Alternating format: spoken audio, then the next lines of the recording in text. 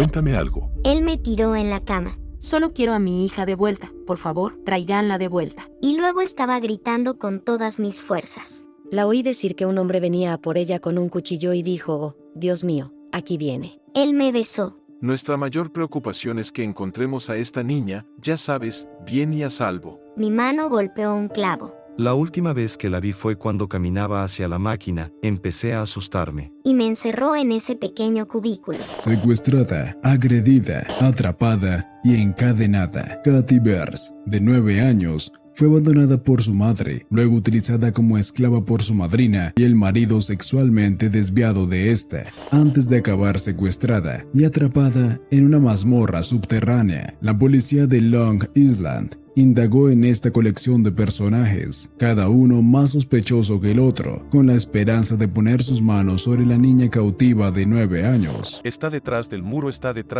no está viva. Pero para su sorpresa, ella ya estaba en ello, sabía cómo salvarse. Caroline Gustav intentó todas las estrategias posibles para hacerle cambiar de opinión y al final venció. Esta niña de 10 años hizo cambiar de opinión a un secuestrador. En la pequeña aldea de Banshore, Long Island, la atareada niña Katy vive una existencia similar a la de Cenicienta. Desde que su madre la abandonó, ha estado esclavizada por su madrina Linda y su marido Sal. Era su sirvienta, ya fuera para lavar la ropa, limpiar los baños o preparar la cena, ese era mi propósito. Para ella, al crecer, fui prácticamente su esclava. Pero su servicio a Linda era lo de menos, pues el verdadero monstruo de aquella casa no era otro que su propio tío. Desde que tenía 2 años, el marido de mi madrina abusó sexualmente de mí. Cuando tenía 7 años, Katy se hartó e intentó contarle a su madrina la verdad sobre su marido, pero su reacción solo empeoró las cosas. Me dijo que era una mentirosa y que me apartara de su vista. A Katy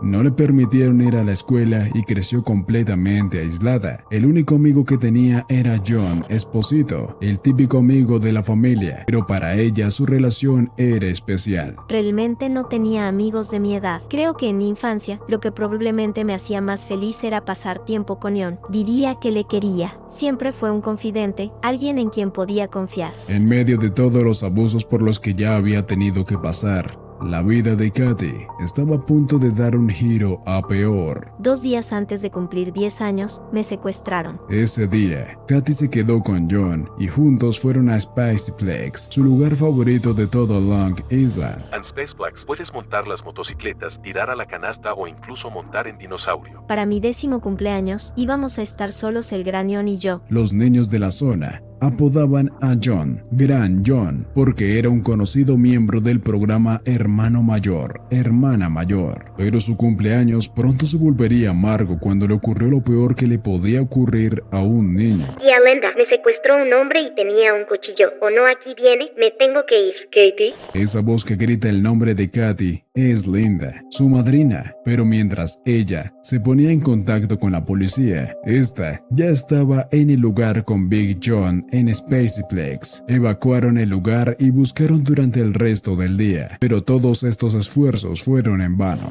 Me levantó y me llevó al armario, donde me di cuenta de que estaba abriendo una puerta para dejar al descubierto un túnel. Quien quiera que le pusiera las manos encima era un individuo extremadamente apto. Aquel túnel había sido preparado tras las paredes de su casa y cuidadosamente elaborado por un experto. Katy se vio obligada a arrastrarse hasta llegar a una trampilla. Y entonces dejó al descubierto este agujero y abrió esta puerta para entrar en esta habitación. La única palabra que tenía para describir esta habitación era mazmorra, un lugar del que no podía escapar.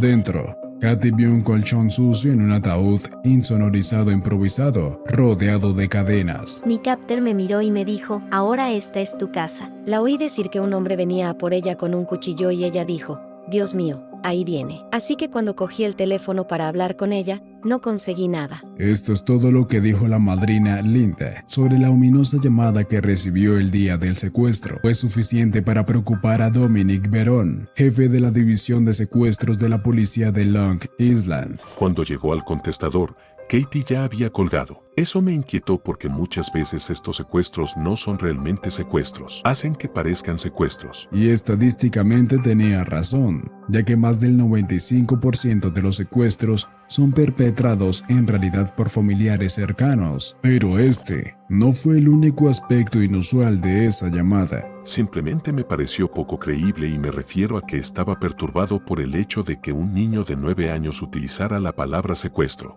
Además, ¿cómo puede un niño de 9 años escapar de un secuestrador y ser capaz de utilizar el teléfono? Pero tuvo que dejar de lado sus sospechas. Por ahora, la prioridad era Katie, ya que cada minuto contaba con ese tipo de casos. Necesitaban encontrarla, y rápido. Por mucho que me preocuparan algunos de los problemas de la llamada, sí que se oía a una chica en peligro. Esta chica estaba en peligro. No había absolutamente ningún rastro de Katie en Spaceplex, casi como si nunca hubiera estado allí. La única pista que tenían era la grabación de la llamada angustiada de Katie a Linda, así que Verón decidió sacar la artillería pesada. Enviamos la cinta de audio de esa llamada telefónica, así como el dispositivo en el que se había grabado, al FBI. Mientras esperaba al FBI, Verón continuó con su investigación. Naturalmente, empezó por investigar a los sospechosos más probables. Los principales eran Marilyn Beers, la madre natural, una madre disfuncional e incompetente, Linda Inghilleri, la madrina. Mi principal preocupación es que la gente sepa lo mucho que me preocupaba por ella.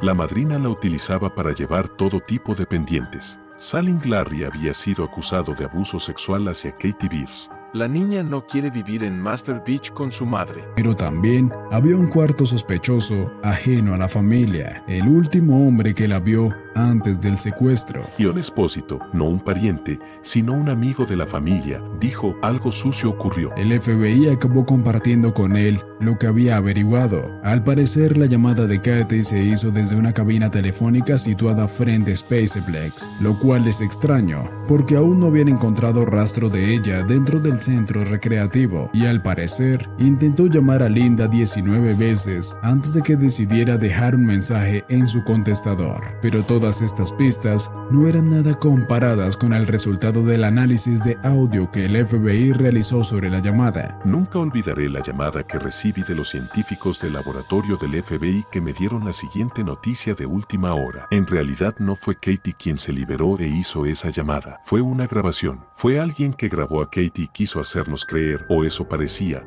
que la llamada procedía de aquella cabina telefónica junto a Spaceplex. Si te está gustando este video, dale a like. Para no perderte ningún video más, síguenos y activa las notificaciones. El detective empezó a atar cabos y se hizo evidente que el culpable los engañó a todos. El secuestro de Katie se había utilizado como tapadera de algo mucho más siniestro. La llamada telefónica era una trama guionizada por un individuo para hacernos creer que Katie Beers había sido secuestrada. De vuelta al calabozo, Katie sabía lo que iba a ocurrir y decidió luchar todo lo que pudo. Se dio cuenta de que la puerta del ataúd estaba suelta y se lanzó a por ella. Al final le había dado una patada lo bastante larga y fuerte como para que se rompiera y pudiera salir de forma más o menos segura. Para ella fue un gran avance. Pensó que por fin podría encontrar una forma de escapar, casi olvidando que el propio ataúd estaba dentro de la mazmorra. Entonces no tenía a dónde ir. Recuerdo que intentaba ir a la estantería y ver si había algo allí que pudiera utilizar para algún tipo de defensa personal, y allí había un montón de llaves. Así que sin darme cuenta cogí una de esas llaves y la escondí debajo del colchón. Antes de que tuviera la oportunidad de idear una forma de enfrentarse a él, le oyó acercarse. Ya era demasiado tarde, pues los pasos empezaron a hacerse cada vez más fuertes. En cuanto bajó, vio la puerta abierta y entonces me violó por primera vez. Durante el resto de su cautiverio, su secuestrador le agredió varias veces al día, pero por respeto a Katie,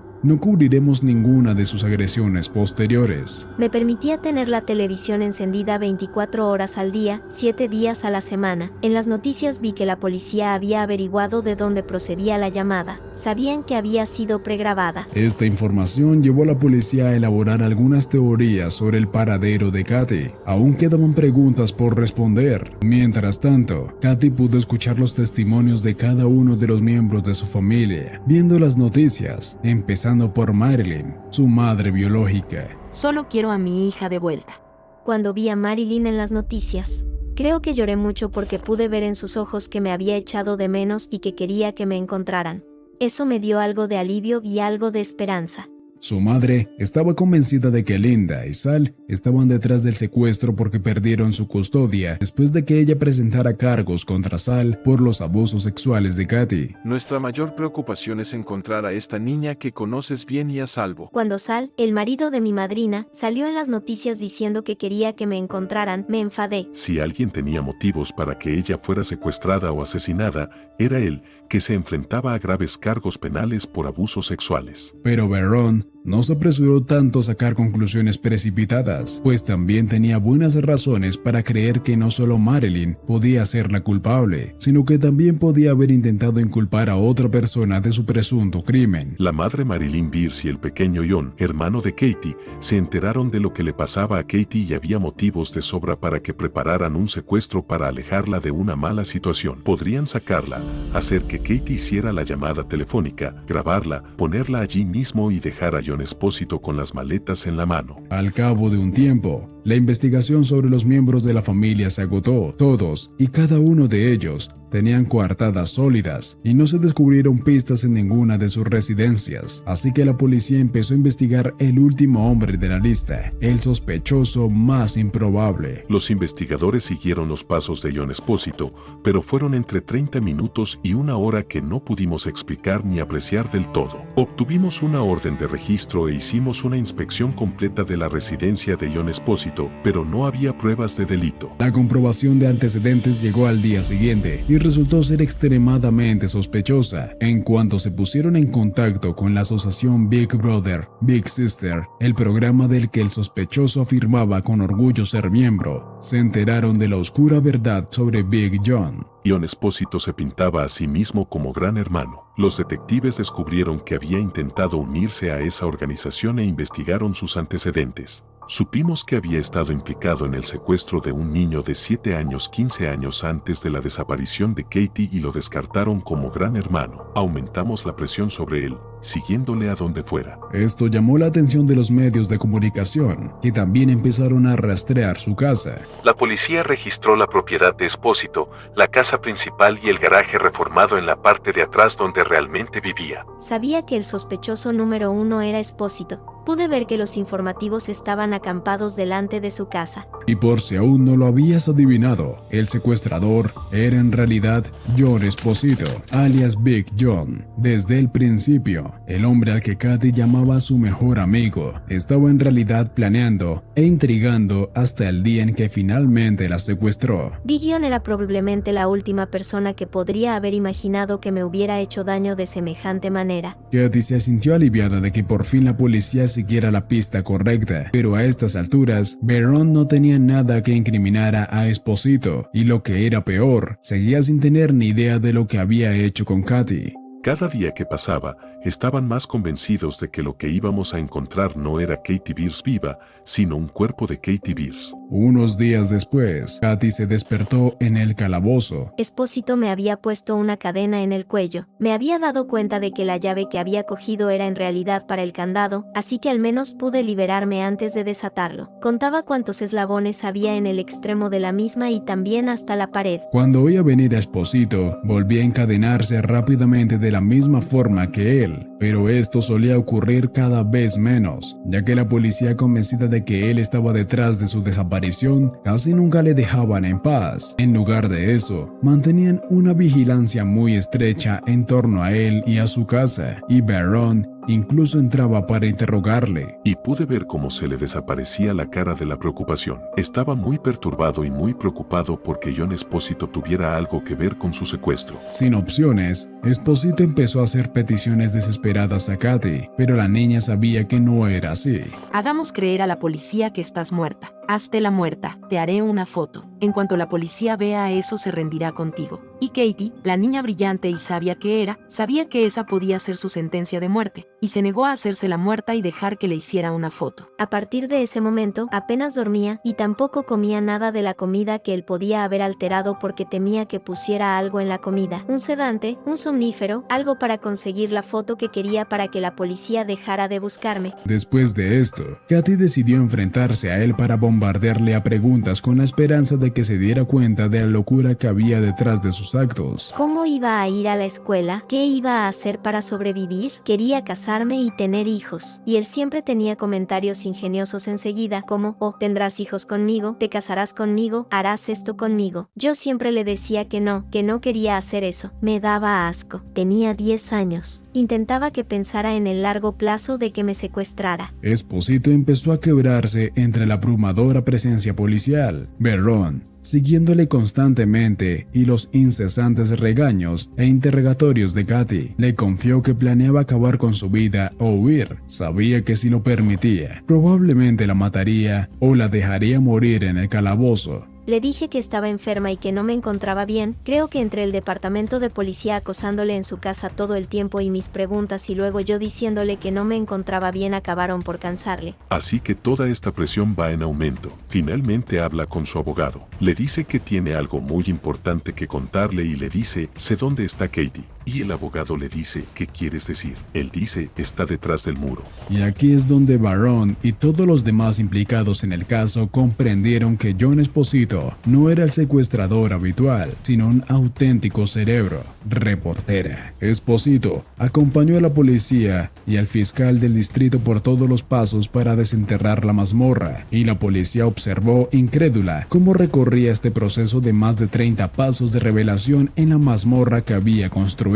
Había una estantería con ruedas y tenías que sacarla y luego había vinilo colocado en el suelo y tiras del vinilo hacia atrás y luego hay un bloque de hormigón de 200 libras que está ahí y tenías que saber ir al garaje y coger este bloque y el aparejo para engancharlo en el techo para engancharlo en el bloque de 200 libras y luego levantar este cierre. Y luego bajabas unos 2 metros a esta cámara subterránea y luego había un pasadizo y mientras te arrastrabas caías en esta cámara subterránea donde estaba Katy. Al parecer, todo este asunto se había estado preparando durante años antes de que él se la llevara. Me había dado cuenta de que en realidad había jugado en esta mazmorra subterránea mientras se construía, así que tuvo esta visión de construir esta mazmorra subterránea y cuando tuvo esta visión fue específicamente para secuestrarme a mí. Cuando Barron entró por fin, Katy no podía creer lo que estaba pasando. La puerta se abrió y había un hombre que no reconocí y recuerdo que me dijeron que éramos la policía, que ahora estabas a salvo. Me alegré mucho de que estuviera viva. Barron estaba igualmente sorprendido, pero por un motivo distinto.